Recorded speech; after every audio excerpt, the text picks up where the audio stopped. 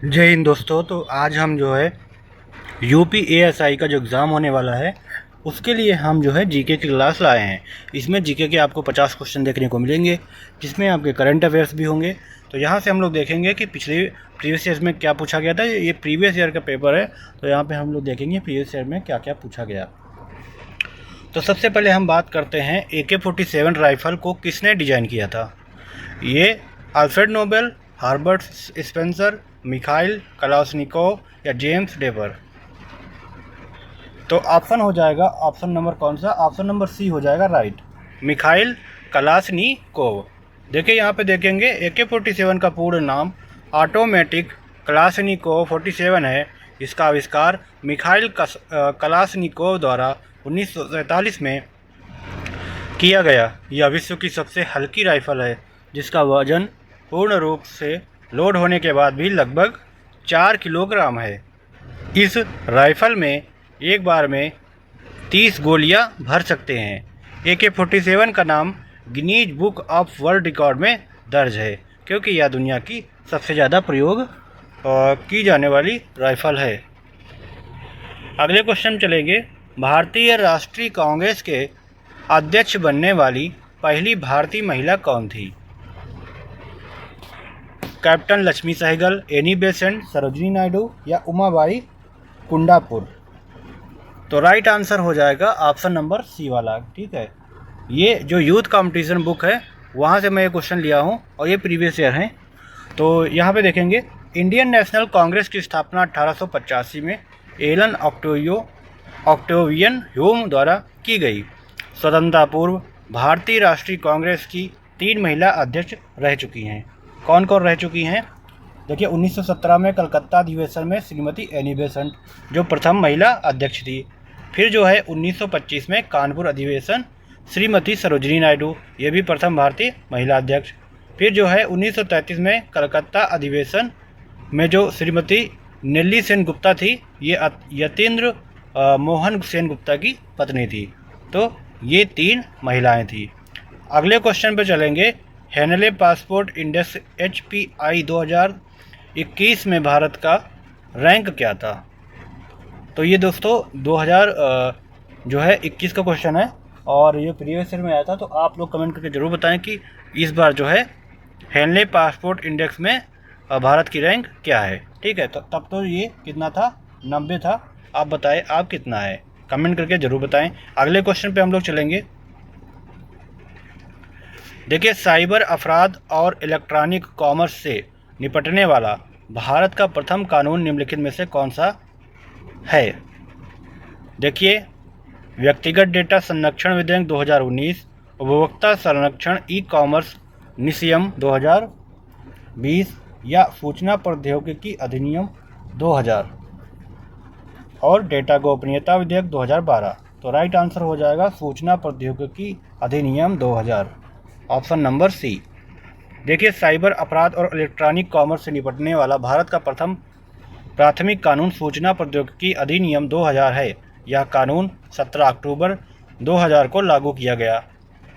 यह कानून इलेक्ट्रॉनिक लेन then, e commerce और ई ट्रांजैक्शन के लिए कानूनी मान्यता प्रदान करने, ई शासन को बढ़ावा देने, कंप्यूटर तथा साइबर अपराधों को रोकने तथा सुरक्षा संबंधी कार्यप्रणाली और प्रक्रियाएं सुनिश्चित करने के लिए लाया गया। 55वां क्वेश्चन पर चलेंगे। निम्नलिखित में से कौन सा कारक लाल मिट्टी को लाल रंग प्रदान करता है। तो सल्फर, फास्फोरस, आयरन ऑक्साइड या मैग्नीशियम। तो राइट आंसर हो जाएगा option number C, iron oxide. देखिए, लाल मिट्टी का निर्माण पुरानी क्रिस्टलीय चट्टान के अपक्षरण के परिणाम स्वरूप होता है। इस मिट्टी में लोहा, एल्यूमीनियम और चूना अधिक होता है। यह मिट्टी अत्यंत रंध्रयुक्त होती हैं। इस मिट्टी में आयरन ऑक्साइड की अधिकता होने के कारण इसका रंग लाल होता है। यह मिट्टी प्रकृति में अम्लीय होती है। भारत में मध्य प्रदेश, आंध्र प्रदेश, दक्षिण कर्नाटक, बिहार, महाराष्ट्र, गोवा, पूर्वी राजस्थान, पश्चिमी बंगाल और पूर्वोत्तर के अन्य राज्यों सहित कई अन्य क्षेत्रों में भी लाल मिट्टी पाई जाती है। अगले क्वेश्चन पे चलेंगे 56 पे। प्रतिवर्ष 1 दिसंबर को कौन सा दिन मनाया जाता है? तो विश्व एड्स दिवस मनाया जाता है, ऑप्शन नंबर सी। देखिए, विश्व पर्यावरण दिवस 5 जून को मनाया जाता है। अंतर्राष्ट्रीय योग दिवस जो है 21 जून को मनाया जाता है। विश्व एड्स दिवस 1 दिसंबर को मनाया जाता है। नागासाकी दिवस 9 अगस्त और 9 से नागासाकी, ठीक है। अंतर्राष्ट्रीय पृथ्वी दिवस कब मनाया जाता है? 22 अप्रैल को। तो ये दिवस भी पूछे जाते हैं, तो यहाँ से आपकी 4-5 दिवस कंप्लीट हो गए हैं और इसी में से आपसे पूछा जाएगा। अगले क्वेश्चन चलेंगे। उत्तर प्रदेश में निम्नलिखित में से किस स्थान पर नंद भवन मंदिर स्थित है? बस्ती, मिर्जापुर, सहारनपुर, नंदगांव। तो उत्तर प्रदेश में निम्नलिखित में से नंद भवन जो है मंदिर स्थित है नंदगांव में, ऑप्शन नंबर डी वाला राइट हो जाएगा।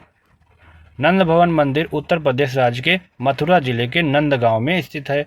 नंदगांव बरसाना के पास एक बड़ा नगरीय क्षेत्र है। नंद भवन मंदिर को नंद महल और 84 खंबा मंदिर जैसे कई नामों से भी जाना जाता है। ऐसा कहा जाता है कि इस मंदिर में भगवान श्री कृष्ण का बचपन बीता था। नंद बाबा और माँ यशोदा के साथ श्री कृष्ण इसी घर में रहा करते थे। तो ये इसकी जो है डेफिनेशन हो गई। इतने सारा जो है कि जो है नंद भवन मंदिर है नंदगांव में, ठीक है। अगले क्वेश्चन चलेंगे। इंटरनेट के माध्यम से दर्शकों को सीधे दी जाने वाली स्ट्रीमिंग मीडिया सेवा OTT प्लेटफॉर्म का संक्षिप्त नाम बताना है। यानी OTT का संक्षिप्त नाम यानी फुल फॉर्म बताना है कि क्या है। Over the top, option number हो जाएगा डी वाला, ठीक है। OTT, over the top. देखिए, OTT प्लेटफॉर्म का अर्थ ओवर द टॉप प्लेटफॉर्म है जिसमें इंटरनेट के माध्यम से वीडियो या अन्य डिजिटल मीडिया संबंधी सेवा प्रदान किया जाता है। OTT प्लेटफॉर्म एक तरह का ऐप होता है।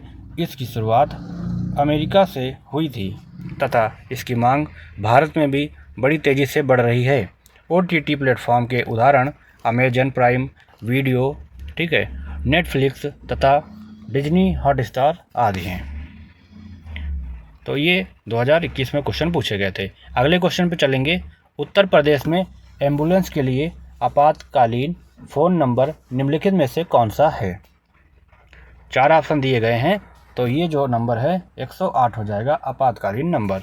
108 आपातकालीन स्वास्थ्य की स्थिति में एक आपातकालीन प्रक्रिया सेवा है जो 24/7 यानी 24 घंटे 7 दिन के आधार पर सेवा उपलब्ध कराती है। 108 एक टोल फ्री सेवा है जिस पर मोबाइल या लैंडलाइन द्वारा निःशुल्क रूप से फ़ोन किया जा सकता है। यह एक आपातकालीन सेवा है जो फ़ोन करने वाले के पास 18 मिनट के अंदर पहुंच जाती है। अगले क्वेश्चन पे चलेंगे। भारत सरकार ने किस तिथि को 500 और 1000 रुपये के करेंसी नोटों की वैध मुद्रा स्थिति को समाप्त करने के निर्णय की घोषणा की? तो कब की थी? 8 नवंबर सन 2016 को। तो ये जो है भारत सरकार ने 8 नवंबर 2016 को 500 और 1000 रुपये के करेंसी नोटों को जो वैध मुद्रा है उसको स्थिति को समाप्त करके निर्णय की घोषणा की। यह घोषणा भारतीय प्रधानमंत्री नरेंद्र मोदी द्वारा भारतीय समयानुसार रात 8 बजे की गई। कहा जाता है कि सरकार ने यह फैसला काले धन और आतंक फैलाने के लिए की जा रही टेरर फंडिंग पर लगाम लगाने के लिए किया था। हीरो से संबंधित जॉब वर्क सेवाओं पर कितने प्रतिशत GST लगाया जाता है? 10%, 5%, 1.5% या 25%? तो हीरो से संबंधित जॉब वर्क सेवाओं पर कितने प्रतिशत GST लगाया जाता है? तो यह लगाया जाता है 1.5%, ऑप्शन नंबर सी वाला राइट हो जाएगा, ठीक है। यह जो है GST परिषद ने इंजीनियरिंग जॉब वर्क पर GST दर को 18% से घटाकर अब 12% कर दिया है, जबकि डायमंड सप्लाई जॉब वर्क और अब पहले के 5% से जो है कितने 1.5% GST दर के तहत है। देखिए, अगला क्वेश्चन देखेंगे। वियना निम्नलिखित में से किस देश की राजधानी है? देखिए, राजधानी से भी क्वेश्चन पूछा जाएगा, तो जितना आप प्रीवियस से लगाएंगे आपको ये पता चल जाएगा कि क्वेश्चन कहाँ से पूछे जा रहे हैं। तो ये वियना जो है ऑस्ट्रेलिया की राजधानी है, ऑप्शन नंबर बी। अब यहाँ पे देखिए 4 आपको बता दे रहा हूँ, आप लोग ये भी याद कर लीजिए। बेल्जियम की राजधानी क्या है? ब्रुसेल्स। बेल्जियम की राजधानी ब्रुसेल्स। ऑस्ट्रेलिया की वियना। क्यूबा की राजधानी क्या है? हवाना। क्यूबा की राजधानी क्या है? हवाना। और बेलारूस की क्या है? मिन्स्क। बेलारूस की क्या है राजधानी? मिन्स्क है। अगले क्वेश्चन पे चलेंगे। निम्नलिखित में से कौन सा संगठन the state of the world's forest यानी विश्व वन की स्थिति रिपोर्ट प्रकाशित करता है? जर्मन वॉच, खाद्य और कृषि संगठन, जलवायु परिवर्तन पर संयुक्त राष्ट्र फ्रेमवर्क कन्वेंशन या संयुक्त राष्ट्र पर्यावरण कार्यक्रम। तो यहाँ पे जो राइट आंसर हो जाएगा विश्व वन की स्थिति खाद्य और कृषि संगठन। ऑप्शन नंबर हो जाएगा बी वाला राइट।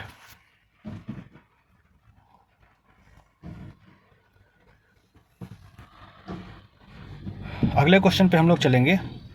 देखिए पहले यहाँ देख लेते हैं। खाद्य और कृषि संगठन the state of the world's forest विश्व वन की स्थिति रिपोर्ट प्रकाशित करता है। विश्व वन की स्थिति वन्य जैव विविधता से संबंधित वैश्विक लक्ष्यों को पूरा करने में प्रगति का आकलन करती है और संरक्षण व सतत विकास परिणामों दोनों के संदर्भ में नीतियों, कार्यों और दृष्टिकोणों की प्रभावशीलता की जांच करती है।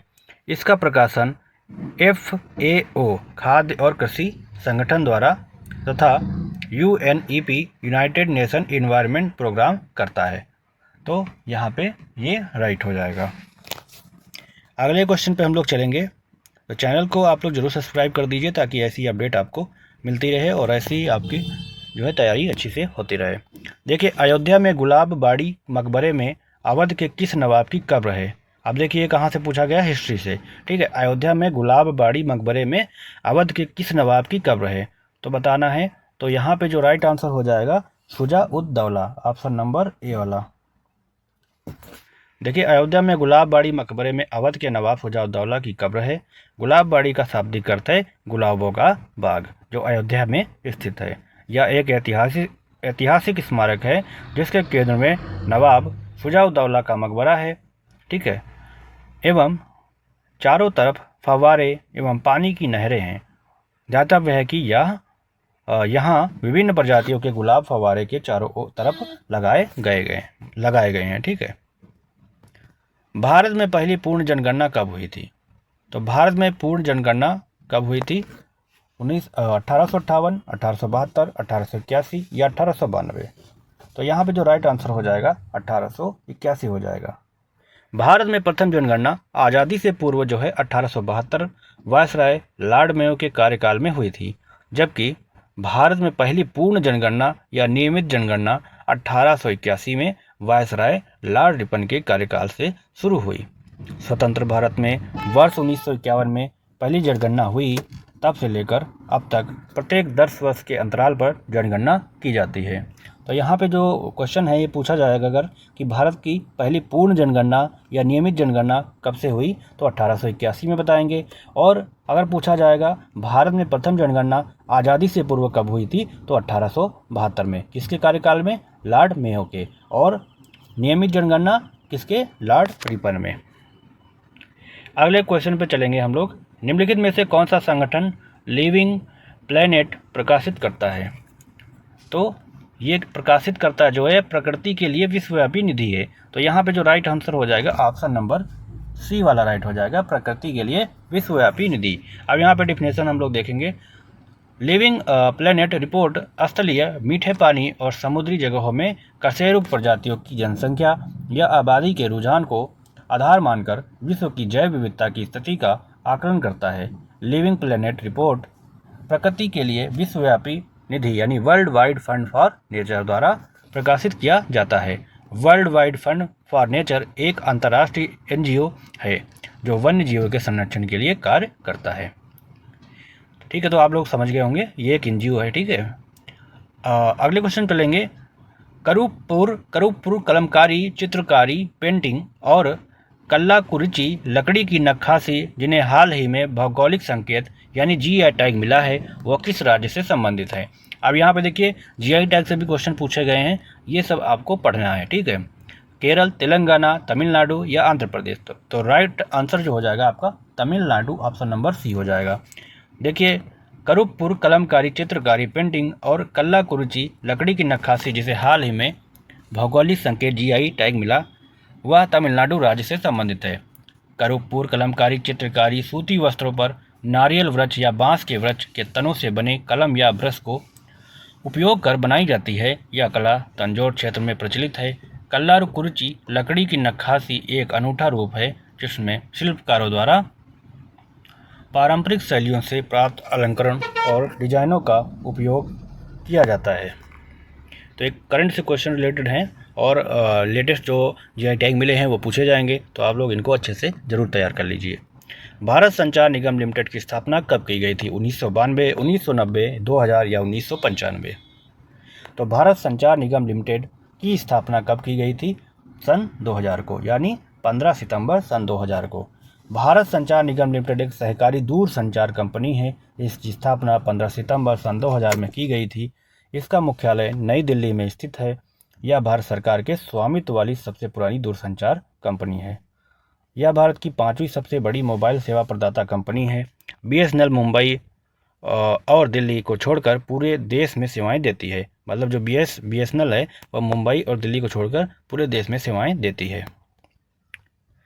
अगले क्वेश्चन पे चलेंगे। निम्नलिखित में से किस राज्य में माही नदी द्रोणी बेसिन स्थित है? कर्नाटक, उत्तर प्रदेश, उड़ीसा या गुजरात? तो माही नदी द्रोणी बेसिन कहाँ स्थित है? यह स्थित है आपकी कहाँ? गुजरात में। ठीक है, ऑप्शन नंबर डी। गुजरात राज्य में माही नदी द्रोणी बेसिन स्थित है। माही नदी पश्चिमी भारत की एक प्रमुख नदी है जिसका उद्गम स्थल मध्य प्रदेश के धार जिला के मिंडा ग्राम की विंध्याचल पर्वत श्रेणी के अममाऊ स्थान से हुआ। माही नदी का बेसिन मध्य प्रदेश, राजस्थान, गुजरात राज्यों में फैला हुआ है। इसका कुल क्षेत्रफल लगभग 34,842 वर्ग किलोमीटर है। माही नदी की कई सहायक नदियां हैं जिसमें मुख्य इरु, चैप, सोम, जाखम, मोरम, अनस, पनम और भादर हैं। रेशम कीटों के व्यावसायिक पालन से निम्नलिखित में से कौन सा विकल्प संबंधित है? विटीकल्चर, हार्टिकल्चर, एपीकल्चर या सेरीकल्चर? तो रेशम कीटों के लिए आप लोगों को पता होगा सेरीकल्चर संबंधित है, ऑप्शन नंबर डी वाला। देखिए सेरीकल्चर जो है कच्चे रेशम के निर्माण के लिए रेशम के कीड़ों का बड़े पैमाने पर उत्पादन और पालन सेरीकल्चर करता है। ठीक है। एपीकल्चर क्या है? औद्योगिक दृष्टि से आधुनिक वैज्ञानिक विधि द्वारा मधुमक्खियों का कृत्रिम पालन करना एवं इनके द्वारा निर्मित उत्पादों अर्थात शहद व मोम प्राप्त करना मधुमक्खी पालन या एपीकल्चर कहलाता है। तो आप लोगों को पता चल गया होगा एपीकल्चर क्या है, मधुमक्खियों से संबंधित। उसी तरह हार्टिकल्चर क्या है? यह है उद्यान विज्ञान, यानी फल, फूल एवं सब्जियों को एक साथ उगाना एवं उनका अध्ययन करना ही उद्यान विज्ञान यानी हार्टिकल्चर कहलाता है। विटीकल्चर जो है यह उद्यान विज्ञान की एक शाखा है जो मुख्यतः क्या है? अंगूर के उत्पादन के लिए प्रसिद्ध है। तो विटीकल्चर अंगूर से संबंधित है। अगले क्वेश्चन चलेंगे। चूने के पानी से संबद्ध कार्बन डाइऑक्साइड का मानक परीक्षण क्या है? तो चूने का पानी दूधिया हो जाता है, तो यही आपका जो है इसका मानक परीक्षण है, ऑप्शन नंबर सी वाला राइट हो जाएगा। देखिए कार्बन डाइऑक्साइड और चूने के पानी के बीच अभिक्रिया निम्न प्रकार से होती है। कार्बन डाइऑक्साइड CO2 प्लस चूने का पानी CaOH2, calcium carbonate CaCO3 plus जल H2O। जबकि जब कार्बन डाइऑक्साइड को चूने के पानी में प्रवाहित किया जाता है तो कैल्शियम कार्बोनेट बनता है जिससे चूने का पानी दूधिया हो जाता है। चूने के पानी का दूधिया हो जाना कार्बन डाइऑक्साइड का मानक परीक्षण है। अगले क्वेश्चन चलेंगे। 2016 के ग्रीष्मकालीन ओलंपिक के आधिकारिक शुभंकर का नाम क्या था?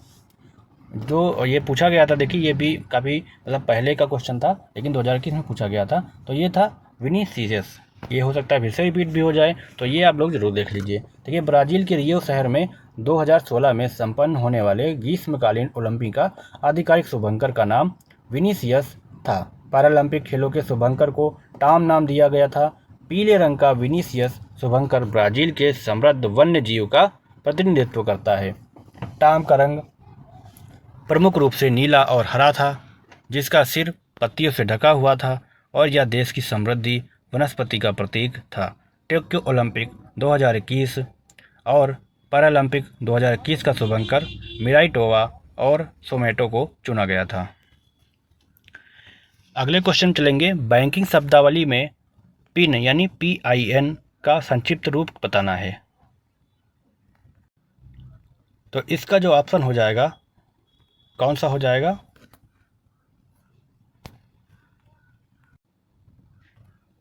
तो राइट आंसर कौन सा हो जाएगा आपका? ऑप्शन नंबर हो जाएगा D, personal identification number. Personal identification number option number D right हो जाएगा। देखिए यहाँ पे बैंकिंग शब्दावली में पिन यानी PIN पर्सनल आइडेंटिफिकेशन नंबर का संक्षिप्त रूप है। कुछ अन्य बैंकिंग शब्दावलियाँ निम्नलिखित हैं।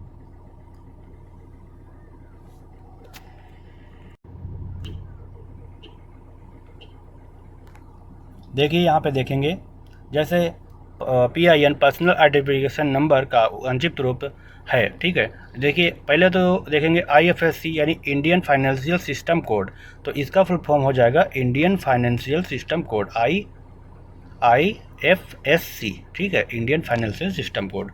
RTGS यानी real time gross settlement, real time gross settlement RTGS, इसका फुल फॉर्म हो जाएगा। NEFT राष्ट्रीय इलेक्ट्रॉनिक निधि अंतरण यानी नेशनल इलेक्ट्रॉनिक फंड ट्रांसफ़र, क्या हो जाएगा NFT का? राष्ट्रीय इलेक्ट्रॉनिक निधि अंतरण यानी नेशनल इलेक्ट्रॉनिक्स फंड ट्रांसफ़र। अगले क्वेश्चन पर चलेंगे, उत्तर प्रदेश अग्निशमन विभाग का तृतीयक उद्देश्य निम्नलिखित में से कौन सा है? तत्परता और प्रतिक्रिया, दृढ़ता और गश्त, बचाव और संरक्षण, मार्गदर्शन और सुरक्षा। तो यहाँ पे जो राइट आंसर हो जाएगा बचाव और संरक्षण, ऑप्शन नंबर सी। उत्तर प्रदेश अग्निशमन सेवा का मूल आदर्श वाक्य त्रणय सेवा माहे, अर्थात हम बचाने के लिए कार्य करते हैं। इस आदर्श वाक्य के आधार पर प्राथमिकता वाली 3 उद्देश्य अवधारणाएं निम्नलिखित हैं। पहला है प्राथमिक उद्देश्य यानी जीवन रक्षा, द्वितीयक उद्देश्य राष्ट्रीय एवं सार्वजनिक संपत्ति की रक्षा, तृतीयक उद्देश्य बचाव एवं संरक्षण अर्थात नष्ट होने से बचाना और सुरक्षित करना। अगले क्वेश्चन चलेंगे, रंगहीन और कम प्रोटीन वाले के रूप में अभिलक्षित निम्न में से कौन सा रक्त के संचरण में शामिल होता है जो कि अंततः बड़ी नसों में प्रवाहित होता है?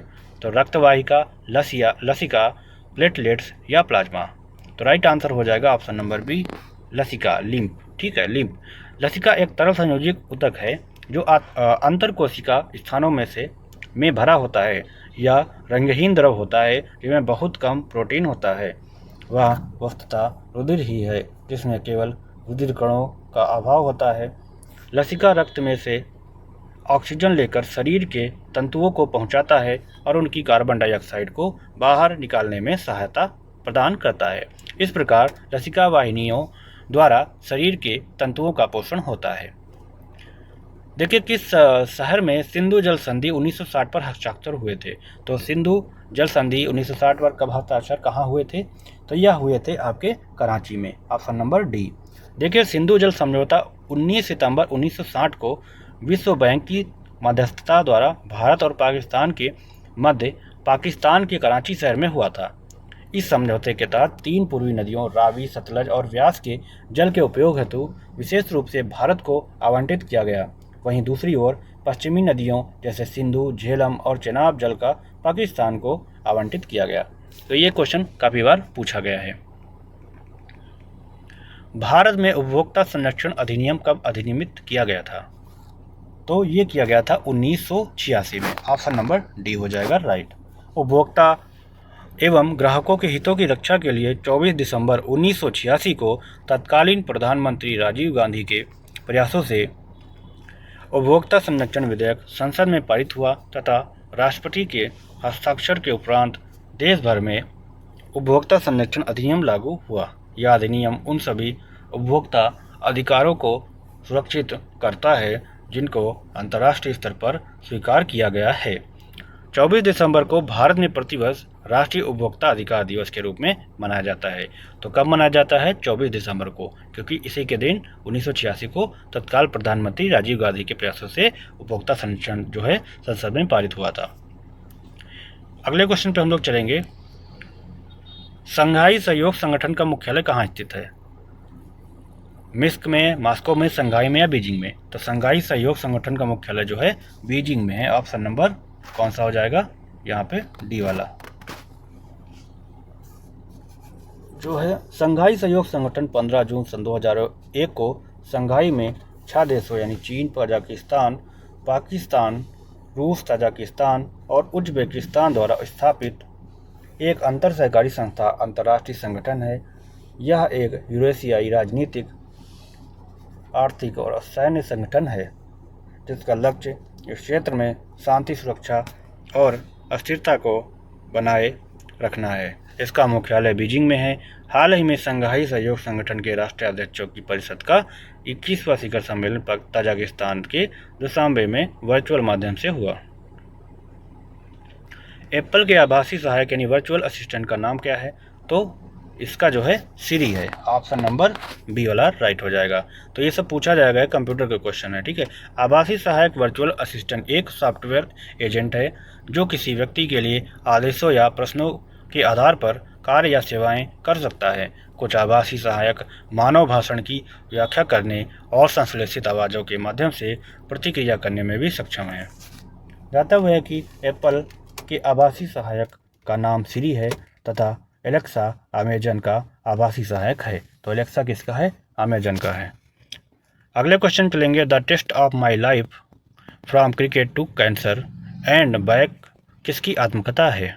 तो यह किसकी है? युवराज सिंह की, क्योंकि इनको कैंसर हो गया था तो उन्होंने जो है क्या लिखा? एक आत्मकथा अपनी लिखी थी। देखिए, the test of my life from cricket to cancer Yuvraj Singh की आत्मकथा है। कपिल देव ने क्या लिखा था? बाय गॉड्स डिक्री नाम से अपनी आत्मकथा लिखी। कपिल देव की कौन सी है? बाय गॉड्स डिक्री, ठीक है। सुरेश रैना ने अपनी आत्मकथा बिलीव व्हाट लाइफ किसने? सुरेश रैना ने लिखी। एंड क्रिकेट टॉट मी नाम से लिखी, ठीक है। इन्होंने 2 लिखी थी, believe what life and cricket taught me नाम से ये लिखी थी। ये मतलब एक ही है पूरी।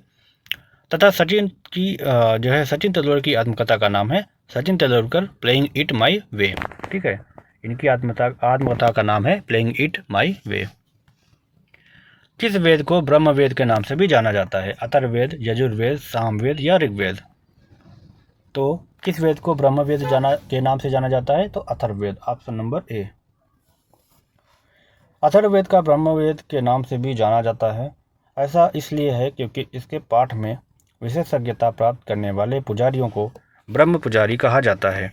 इस वेद में रहस्यमयी विधाओं, जड़ी बूटियों, चमत्कार और आयुर्वेद आदि का जिक्र है।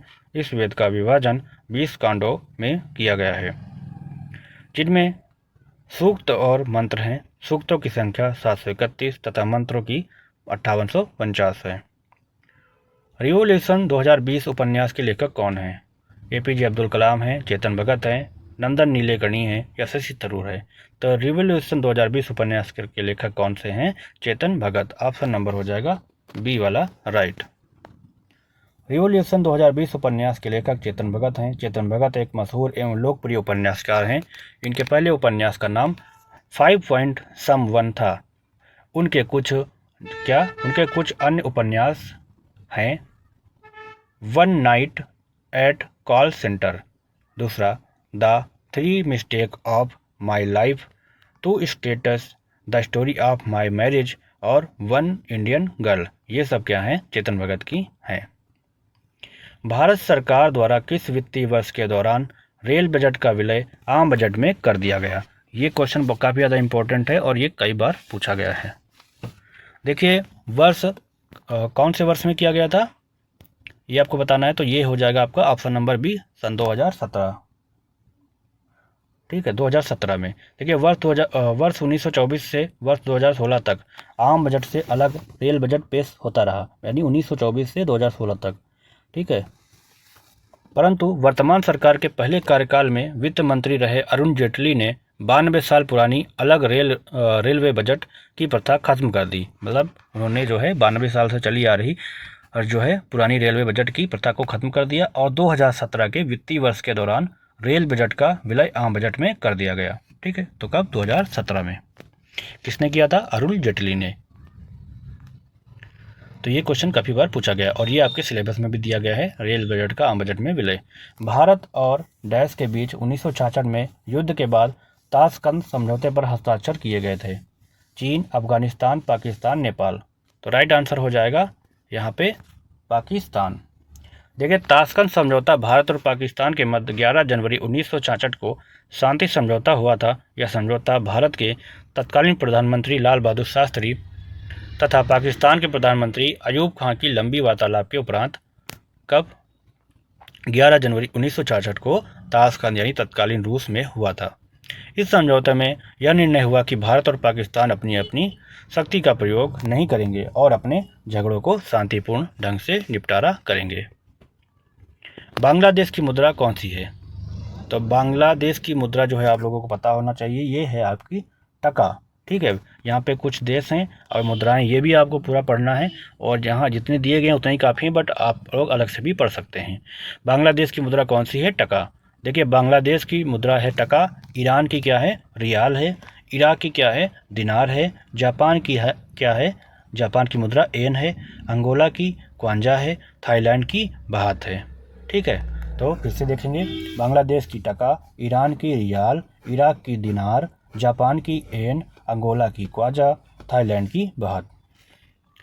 विश्व पर्यावरण दिवस कब मनाया जाता है? ये काफ़ी क्वेश्चन पूछा गया है। तो ये 5 जून को मनाया जाता है। Option number B. देखिए 5 जून, ठीक है, विश्व पर्यावरण दिवस। और 21 जून को क्या मनाया जाता है? विश्व योग दिवस। 22 मार्च को जल दिवस मनाया जाता है। 2 फरवरी को विश्व विटलैंड दिवस मनाया जाता है और 8 अगस्त को भारत छोड़ो आंदोलन दिवस मनाया जाता है। फिर से देखेंगे, 5 जून को पर्यावरण दिवस, 21 जून को विश्व योग दिवस, 22 मार्च को जल दिवस, 2 फरवरी को विश्व विटलैंड दिवस और 8 अगस्त को भारत छोड़ो आंदोलन दिवस। अगला क्वेश्चन देखेंगे, किस वर्ष में साइमन कमीशन भारत आया था? तो साइमन कमीशन 1928, 1938, 1942, 1919। तो साइमन कमीशन 3 फरवरी 1928 को भारत आया। साइमन कमीशन, जिसे भारतीय संविधान आयोग के नाम से भी जाना जाता है। यहाँ पर राइट आंसर जो हो जाएगा ऑप्शन नंबर ए हो जाएगा, 1928। सर जॉन साइमन की अध्यक्षता में ब्रिटिश संसद के 7 सदस्यों वाला एक समूह था इसका गठन नए संविधान के अंतर्गत भारत की स्थिति पर समीक्षा करने के लिए किया गया था। कौन सा देश अंतर्राष्ट्रीय प्रवासियों की उत्पत्ति का शीर्ष स्रोत है? भारत, चीन, सऊदी अरब, सीरिया। कौन सा अंतर्राष्ट्रीय प्रवासियों की उत्पत्ति का शीर्ष स्रोत है? तो भारत हो जाएगा, ऑप्शन नंबर ए। भारत विश्व में अंतर्राष्ट्रीय प्रवासियों की उत्पत्ति का सबसे बड़ा मूल देश है, जिसका विभिन्न देशों में 1.75 करोड़ प्रवासी हैं। इसके बाद मैक्सिको का नंबर आता है, जहां के 1.18 करोड़ लोग और चीन के 1.07 करोड़ प्रवासी अन्य देशों में हैं। सर सीवी रमन की खोज रमन प्रभाव डैश से संबंधित है? कोशिका विज्ञान, ध्वनि, प्रकाश या विद्युत? तो यह प्रकाश से, ऑप्शन नंबर सी। देखिए, सर सीवी रमन की खोज रमन प्रभाव प्रकाश से संबंधित है। प्रकाश के प्रकीर्णन पर उत्कृष्ट कार्य के लिए सर सीवी रमन को वर्ष 1930 में नोबेल पुरस्कार दिया गया। उनका आविष्कार उनके नाम पर ही रमन प्रभाव के नाम से जाना जाता है। रमन प्रभाव के अनुसार प्रकाश की प्रकृति और स्वभाव में तब परिवर्तन होता है जब वह किसी पारदर्शी माध्यम से निकलता है। अगले क्वेश्चन चलेंगे, निम्नलिखित में से कौन सा मंत्रालय प्रधानमंत्री कौशल विकास योजना लागू करता है? कौन सा मंत्रालय? तो कौशल विकास और उद्यमिता मंत्रालय, ऑप्शन नंबर सी वाला राइट होगा। देखिए, भारतीय युवाओं में कौशल का विकास करने हेतु भारत सरकार ने प्रधानमंत्री कौशल विकास योजना की शुरुआत की। इस योजना का कौशल विकास और उद्यमिता मंत्रालय यानी ministry of skill development and entrepreneur द्वारा नियमित किया जाता है। इस योजना का मुख्य उद्देश्य युवाओं को विभिन्न कार्यों में सक्षम बनाकर रोजगार उपलब्ध कराना है। अगला क्वेश्चन है, विश्व बैंक का मुख्यालय कहाँ स्थित है? तो विश्व बैंक का मुख्यालय वाशिंगटन डीसी में स्थित है। ऑप्शन नंबर हो जाएगा सी वाला राइट।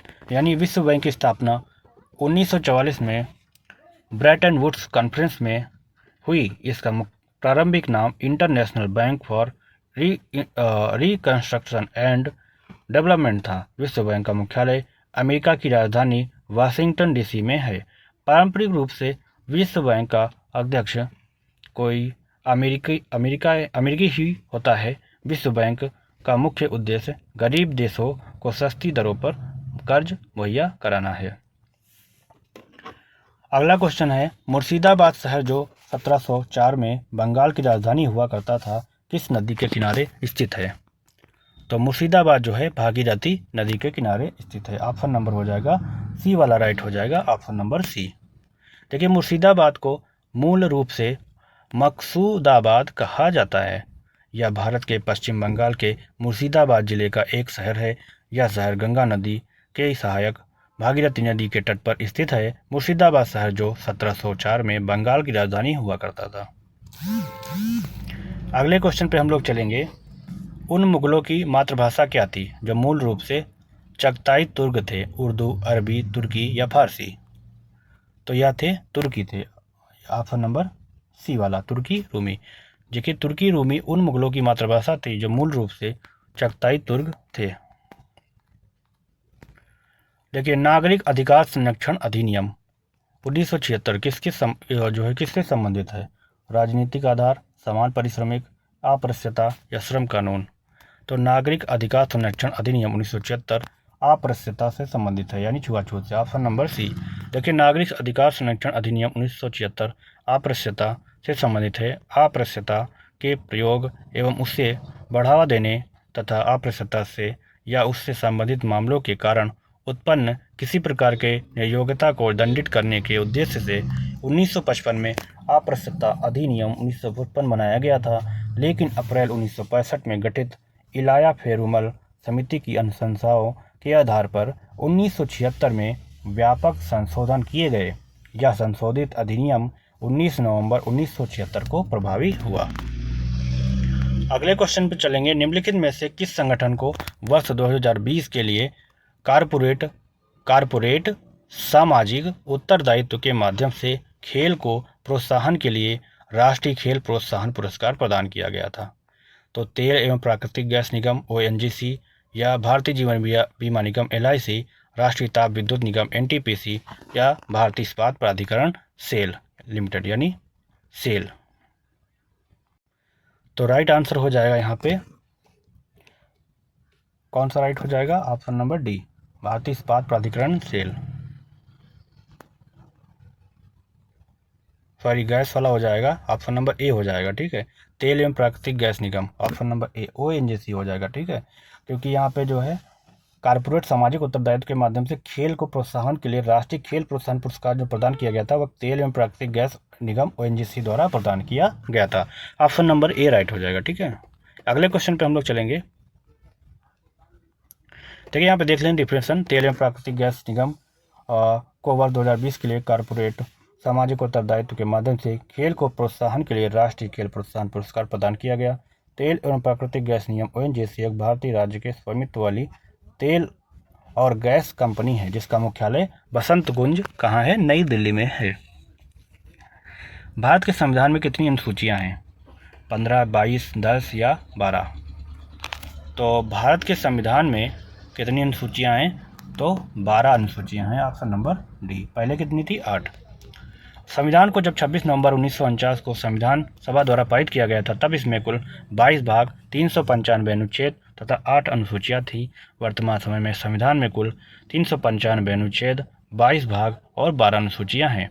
दातव्य है कि भारत संविधान विश्व के किसी भी गणतांत्रिक देश का सबसे लंबा लिखित संविधान है। तो ये भी पूछा गया है कि किसी भी देश का गणतांत्रिक देश का सबसे लंबा संविधान किसका है? तो भारत का है। 2020 में एथलेटिक्स के लिए द्रोणाचार्य पुरस्कार लाइफ टाइम श्रेणी किसने जीता? श्री शिव सिंह, श्री रोमेश पठानिया, श्री पुरुषोत्तम राय, श्री नरेश कुमार? तो राइट आंसर हो जाएगा श्री पुरुषोत्तम राय, ऑप्शन नंबर सी। ये 2020 का है द्रोणाचार्य अवार्ड लाइफ टाइम श्रेणी, और यहाँ पे प्राप्तकर्ता जो थे धर्मेंद्र तिवारी तीरंदाजी से थे, स्वर्गीय पुरुषोत्तम राय एथलेटिक्स से थे, शिव सिंह थे मुक्केबाजी से, रमेश पठानिया थे हॉकी से, कृष्णन कुमार हुड्डा थे कबड्डी से, विजय भालचंद्र मुनीश्वर थे पैरा पावर लिफ्टिंग से, और नरेश कुमार टेनिस से, और ओम प्रकाश दहिया थे कुश्ती से। लेकिन निम्नलिखित में से कौन सा एक जो है असली ग्रह है? शनि है, बृहस्पति है, वरुण है, शुक्र है। तो राइट आंसर हो जाएगा शुक्र हो जाएगा, ऑप्शन नंबर डी। देखिए, स्थलीय ग्रह या चट्टानी ग्रह मुख्य रूप से सिलिकेट, शैल और धातुओं से बना हुआ है। हमारे सौरमंडल के प्रथम 4 ग्रहों को स्थलीय ग्रह कहा जाता है। इन्हें आंतरिक ग्रह भी कहा जाता है। ये स्थलीय ग्रह बुध, शुक्र, पृथ्वी और मंगल ग्रह हैं। स्थलीय ग्रहों की एक ठोस ग्रही सतह होती है जो उन्हें बड़े गैसीय ग्रहों से काफ़ी अलग बनाती है। तो निम्नलिखित में से कौन सा एक स्थलीय ग्रह है? वह है शुक्र। कंप्यूटर में प्राइमरी मेमोरी का उदाहरण निम्न में से कौन सा है? तो प्राइमरी मेमोरी जो होती है रैम हो जाएगा, ऑप्शन नंबर कौन सा? सी वाला। प्राइमरी मेमोरी कंप्यूटर की एक मुख्य मेमोरी होती है। साधारण रूप में प्राइमरी मेमोरी वह होता है जो कंप्यूटर के साथ सीधे इनबिल्ट होता है। इसमें रैम, रोम को रखा जाता है। रैम एक वोलेटाइल मेमोरी है जिससे जो है डेटा को काफ़ी तेज़ी से एक्सेस किया जा सकता है। वोलेटाइल मेमोरी का अर्थ है कि प्राइमरी मेमोरी में जो डेटा है वो केवल तब तक रहता है जब तक वो कंप्यूटर चालू रहता है। जैसे ही कंप्यूटर बंद हो जाता है, प्राइमरी मेमोरी में स्टोर डेटा भी नष्ट हो जाता है। तो यहाँ पे जो हो जाएगा कंप्यूटर की प्राइमरी मेमोरी का उदाहरण कौन सा है? रैम है। लास्ट क्वेश्चन चलेंगे, आतंकवाद से निपटने के लिए पहला विशेष अधिनियम कौन सा था? आतंकवाद और विघटन निवारण अधिनियम, गैर कानूनी गतिविधियां रोकथाम अधिनियम, आतंकवाद निरोधक अधिनियम या राष्ट्रीय जांच अधिनियम। तो राइट आंसर बताना है आपको। तो यहाँ पे जो राइट आंसर हो जाएगा ऑप्शन नंबर बी, गैर कानूनी गतिविधियां रोकथाम अधिनियम। आतंकवाद से निपटने के लिए पहला विशेष अधिनियम कौन सा था? गैर कानूनी गतिविधियां रोकथाम अधिनियम। डेफिनेशन देखते हैं और फिर क्लास को ख़त्म करते हैं। देखिए, आतंकवाद से निपटने के लिए पहला विशेष अधिनियम गैर कानूनी गतिविधियां रोकथाम अधिनियम था। इस कानून के निर्माण का उद्देश्य उन गतिविधियों पर अंकुश लगाना था जो भारत की संप्रभुता और अखंडता के लिए खतरा है। यह अधिनियम आतंकवादी गतिविधियों पर अंकुश लगाने, आतंकवादी संगठनों को चिन्हित करने और उन पर रोक लगाने में काफ़ी सहायक सिद्ध होती है। तो आई होप ये आप लोग को वीडियो अच्छी लगी होगी। अगर वीडियो अच्छी लगी तो प्लीज़ चैनल को जरूर सब्सक्राइब कर दीजिए। वीडियो पसंद आए तो वीडियो को जरूर लाइक करिए, अपने दोस्तों को भी शेयर करिए। और ऐसे ही वीडियो पाने के लिए हमारे साथ जुड़े रहें, बेल आइकन को जरूर दबा दें। और अगर हिंदी की भी वीडियो चाहिए, हिंदी वीडियो वैसे मैं डालता ही हूँ और नई नई वीडियो भी आपको डालूंगा। अभी जो है मैं प्रैक्टिस सेट डालने वाला हूँ जो प्रीवियस ईयर आया हुआ है, और वो लोग आप लोग देखेंगे। और करंट और जो डेली ये जो आपका जीके चलता है ये भी चलेगा, और कंप्यूटर ही साथ साथ में चलता रहेगा। और ये जो अगर आप लोगों को रीजनिंग की भी क्लास चाहिए तो आप लोग बता सकते हैं, यहाँ भी प्रीवियस ईयर हैं, काफ़ी ज़्यादा अच्छे क्वेश्चन हैं, इनको भी मैं करा दूंगा। तो ये आप लोग देख रहे होंगे स्क्रीन पे, ये सारे आपको मैं करा दूंगा। ठीक है, तो मिलते हैं नई वीडियो के साथ, तब तक के लिए जय हिंद, वंदे मातरम।